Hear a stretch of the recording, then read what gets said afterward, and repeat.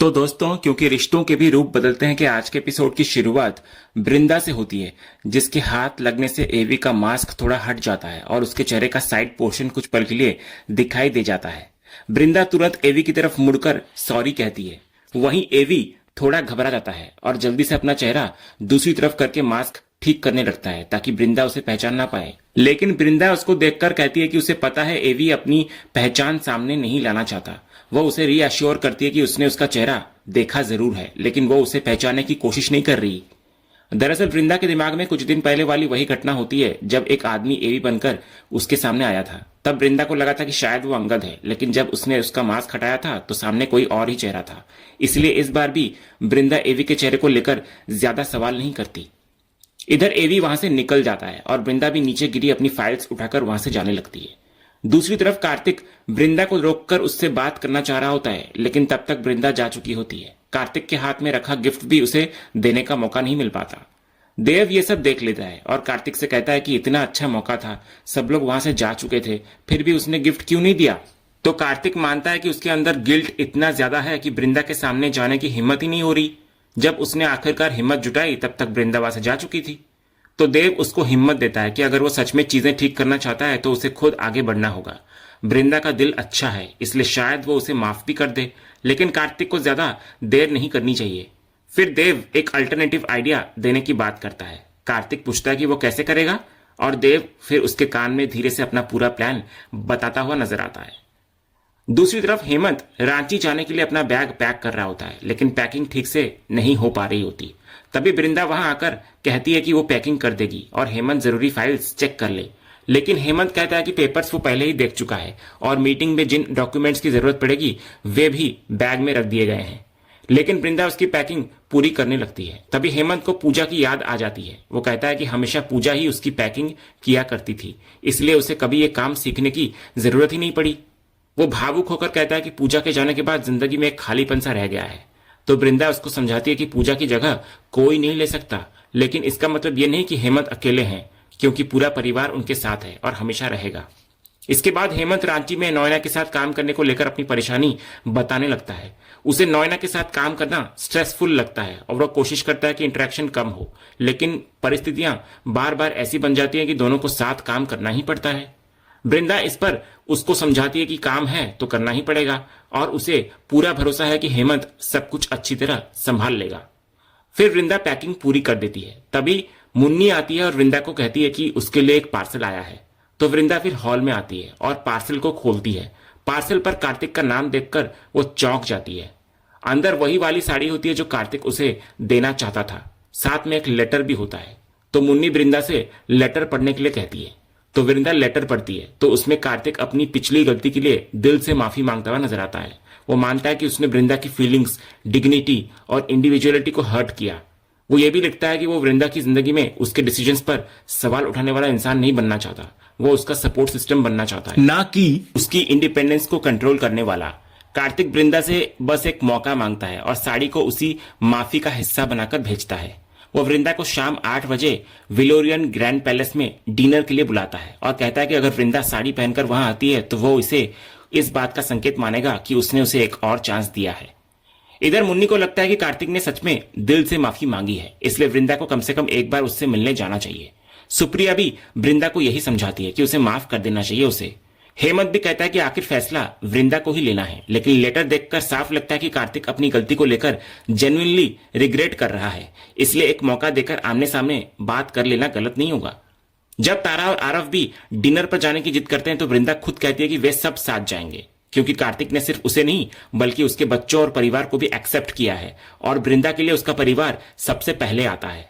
इधर हेमंत फिर रांची के लिए निकलने से पहले वृंदा के फैसले को सही बताता है और वहां से चला जाता है। दूसरी तरफ हम देखते हैं कि मिताली देव से फोन पर बात कर रही होती है। मिताली उसके काम से काफी खुश नजर आती है और देव की तारीफ करते हुए कहती है कि उसने इस बार काफी स्मार्ट तरीके से अपना काम किया है। देव भी उसे कहता है कि उसके कहने के मुताबिक वही साड़ी वृंदा तक पहुंच चुकी है और अब वृंदा उस साड़ी को पहनकर डिनर पर जाने वाली है। यानी देव का दिया हुआ प्लान फिलहाल बिल्कुल सही दिशा में आगे बढ़ रहा है। लेकिन मिताली देव को तुरंत याद दिलाती है कि वो उसे अच्छी तरह जानती है। वो कभी भी कोई काम सिर्फ किसी की हेल्प करने के लिए नहीं करता। हर काम के पीछे उसका अपना कोई ना कोई फायदा जरूर होता है। देव भी इसी बात को छिपाता नहीं है। वो साफ कहता है कि उसका असली मकसद यही है कि वृंदा और उसके बच्चे जितनी जल्दी हो सके घर से बाहर हो जाएं, क्योंकि वो अपने बेटे के हिस्से की प्रॉपर्टी किसी और के साथ शेयर नहीं करना चाहता। उसकी सोच है कि जब अंगद अब परिवार के साथ नहीं है तो उसके बच्चों का वीरानी फैमिली की प्रॉपर्टी पर कोई हक नहीं बनता। इसलिए देव चाहता है कि वृंदा का परिवार जितना जल्दी इस घर से दूर हो उतना ही उसके लिए अच्छा होगा। यानी एक तरफ मिताली अपने पर्सनल एजेंडा के लिए कार्तिक और वृंदा को अलग करने की कोशिश कर रही है, तो दूसरी तरफ देव अपने फायदे के लिए वृंदा और उसके बच्चों को घर से बाहर करना चाहता है। दोनों के मकसद अलग है, लेकिन फिलहाल दोनों के रास्ते एक ही दिशा में जा रहे हैं। इसी बीच मिताली की मुलाकात नॉयना से होती है। नॉयना उसे आकर बताती है कि वो हेमंत के साथ रांची जा रही है। वहां क्लाइंट्स के साथ इंपॉर्टेंट मीटिंग है और काम पूरा करने में कुछ दिन लग सकते हैं, इसलिए वो कुछ दिनों तक बाहर रहेगी। तो मिताली उसकी बात सुनकर नॉयना को सावधान करती है। वो उसको याद दिलाती है कि हेमंत के साथ ये सफर और पूरा बिजनेस ट्रिप उसके लिए आसान नहीं होने वाला, क्योंकि दोनों के बीच पहले से ही काफी तनाव और पुरानी कड़वाहट मौजूद है। तो नॉयना भी इस बात को समझती है। वो मानती है कि हेमंत के साथ काम करना इमोशनली मुश्किल जरूर होगा, लेकिन अब मामला पर्सनल नहीं बल्कि प्रोफेशनल है। उसका कहना होता है कि काम सामने है, इसलिए उसे अपनी पर्सनल फीलिंग्स को पीछे रखकर इस जिम्मेदारी को पूरा करना ही होगा। दूसरी तरफ हम अंगद और विकास को देखते हैं, जहां विकास एक बार फिर अंगद को समझाने की कोशिश कर रहा होता है। विकास को समझ नहीं आ रहा होता कि अंगद आखिर कब तक अपनी सारी चीजें छोड़कर यहाँ एक ही जगह बैठा रहेगा। वो अंगद को याद दिलाता है कि ये उसकी असली जिंदगी नहीं है। अंगद ऐसा इंसान है जो स्टेज पर परफॉर्म करने और स्टूडियो में रिकॉर्डिंग करने के लिए बना है। उसका काम म्यूजिक बनाना, गाना और लगातार आगे बढ़ते रहना है। तो विकास फिर उसको समझाता है कि किसी एक जगह पर इस तरह जमकर बैठ जाना तो उसके स्वभाव में है ही नहीं।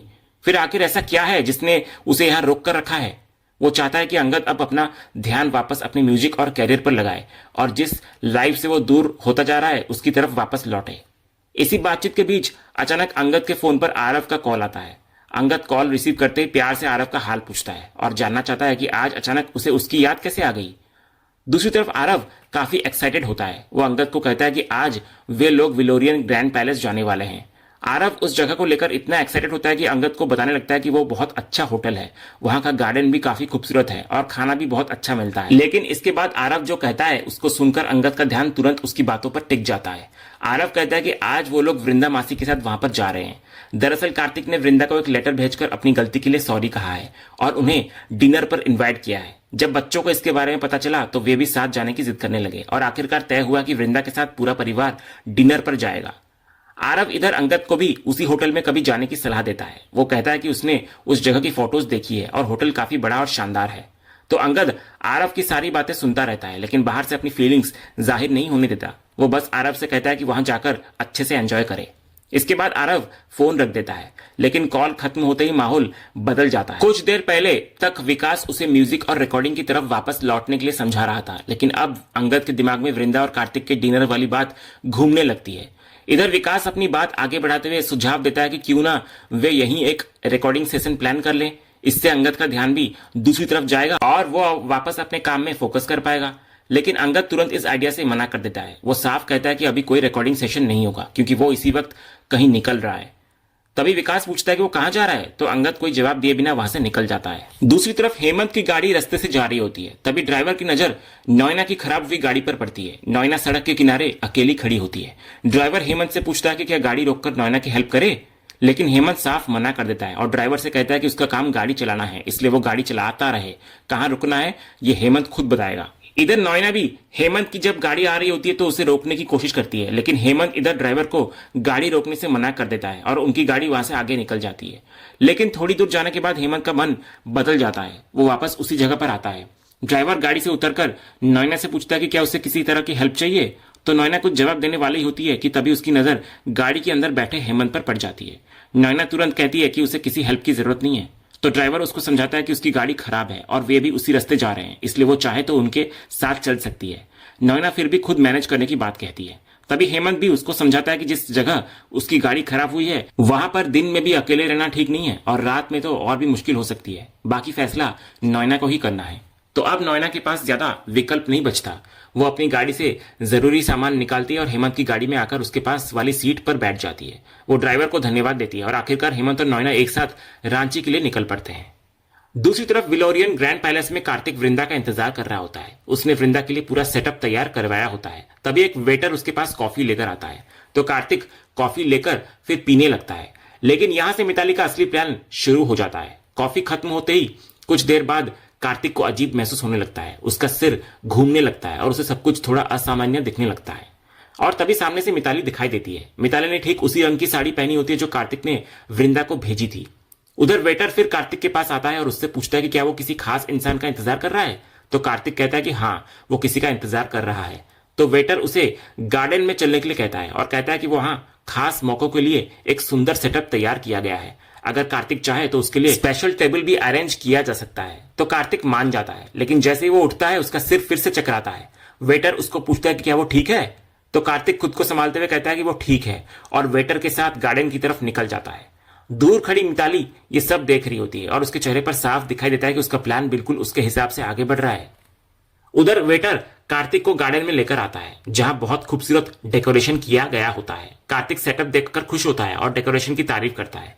वेटर थैंक यू कहकर वहां से जाने लगता है, लेकिन आगे बढ़ते ही मिताली उसे रोक लेती है। वो वेटर से कंफर्म करती है कि तुम्हें पता है ना कि तुम्हें क्या करना है। तो वेटर हामी भरता है और वहां से चला जाता है। अब मिताली धीरे धीरे कार्तिक की तरफ बढ़ती है। कार्तिक की नजर जब मिताली पर पड़ती है तो उसे सब कुछ थोड़ा धुंधला दिखाई दे रहा होता है दूर से।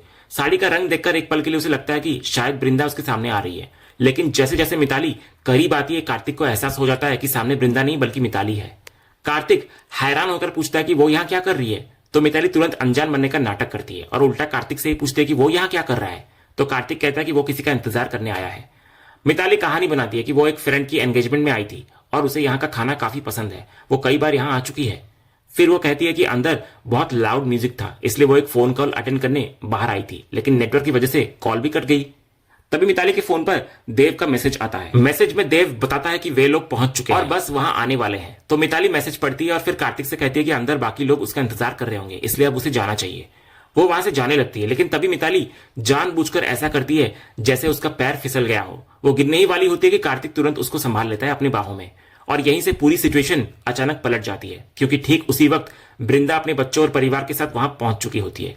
वृंदा की नजर सामने पड़ जाती है। वो देखती है कि कार्तिक ने मिताली को अपने बाहों में संभाल रखा है। वृंदा ये देखकर पूरी तरह हैरान रह जाती है और इसी सीन के साथ आज का यह एपिसोड यहीं पर खत्म होता है। तो दोस्तों, वृंदा अब कार्तिक और मिताली को एक साथ देखकर क्या फैसला लेगी? क्या मिताली का प्लान कामयाब हो जाएगा या कार्तिक किसी तरह वृंदा के सामने पूरी सच्चाई ला पाएगा? आपको क्या लगता है? कमेंट बॉक्स में अपनी राय जरूर दीजिए। वीडियो पसंद आया हो तो लाइक करें, अपने दोस्तों के साथ शेयर करें और ऐसे ही रोजाना एपिसोड के अपडेट्स के लिए चैनल को सब्सक्राइब करना बिल्कुल ना भूलें और बेल आइकन को भी जरूर दबा लिया करें। मिलते हैं अगले एपिसोड के अपडेट के साथ, तब तक के लिए धन्यवाद।